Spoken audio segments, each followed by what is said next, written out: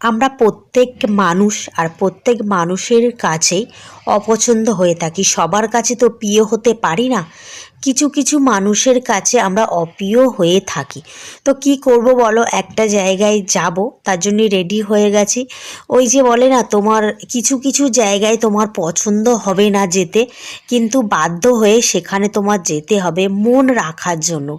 Same সেই ব্যাপারটাও আমার সাথে ঘটছে। আমার যেতে একদমই ভালো লাগছে না, তো যেতে হবে, ওই যে বাধ্য করে যেতে হবে, না গেলে কিছু করার নেই।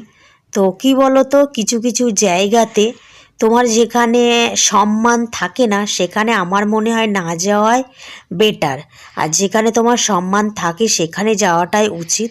কিন্তু কিছু করার নেই, বিয়ের পর এমন এমন জায়গায় তোমার যেতে ভালো লাগবে না, বাট সেখানে তোমার যেতেই হবে, ওই যে পরিবারের কিছু কিছু মানুষদের মন রাখার জন্য। তো কি বলো তো, আমার মন থেকে একদমই সায় না ওখানে যেতে। তো কি করব বলো, বাড়ির কিছু কিছু মানুষের মন রাখার জন্যই আমার যেতে হবে। তো আমি রেডি হয়ে গেছি, তো চলো কোথায় যাব সেটাও তোমাদের সাথে শেয়ার করব।